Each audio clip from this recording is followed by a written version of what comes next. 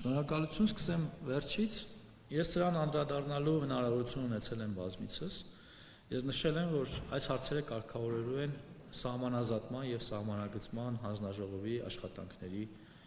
շրջանակներում եւ այդ դիրքորոշումը փոփոխության չի ենթարկվել, սա կառավարության դիրքորոշումն է ըստ էության, որ ես ամբողջությամբ բնականաբար կիսում եմ եւ կարծում եմ սա այն լուծումն է, որը կապահովի երկարաժամկետ խաղաղություն մեր տարածաշրջանում։ Ինչ վերաբերում է մյուս հարցին,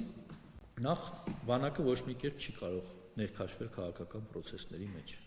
Սա ես բացառում եմ ամբողջությամբ։ Այն ինչ արձանագրվել է մեր մի շարք գործընկերների կողմից, դա ըստ էության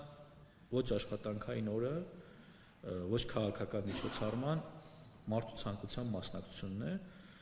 Անկեղծ լինեմ, եթե ես սա խրախուսի, դուք պատկերացնում եք պաշտպանության նախարարը խրախուսի, որ զինված ուժերը ինչ-որ բանի մասնակցում են։ Այսինքն այդ ժամանակ դուք 1, 2, 3 հոգու կարձանագրեք, թե կարձանագրեք հազարավոր եւ տասնյակ հազարավոր մարդկանց։ Նկատի ունեմ մտնել մի շահարկման մեջ, որը իրականության հետ ոչ մի աղերս չունի, կարծում եմ ճիշտ չի։ Ես պաշտոնապես հերքում եմ զինված ուժերի մասնակցությունը որևէ քաղաքական ակցիայի։ Ինչ վերաբերում է ձեր կողմից նշած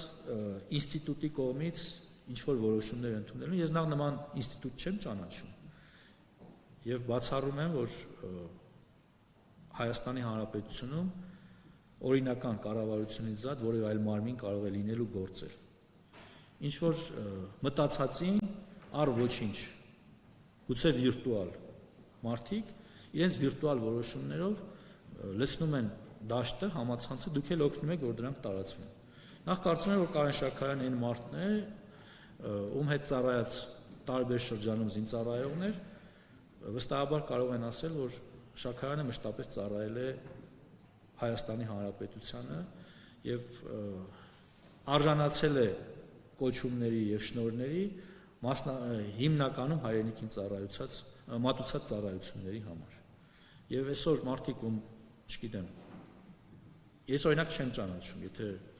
այստեղ կան մարդիկ, որ իրոք ճանաչում են ձեր կողմից վկայակոչած մարդկանց, այսօր փորձում են կոչումներից զրկել կամ ինչ-որ կերպ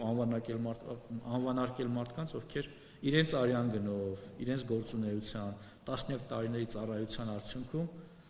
ստացել են շնորհներ, կարծում եմ սա մեղմ ասած աբսուրդ է եւ քննարկման ենթակա չէ, ու Կարեն Շաքարյանը կարող եմ ասել այսօր էլ հանդիսանում է զինված ուժերի պատվախնդիր սպա եւ ծառայում է Հայաստանի Հանրապետությանը, ինչի համար ես շնորհակալ եմ։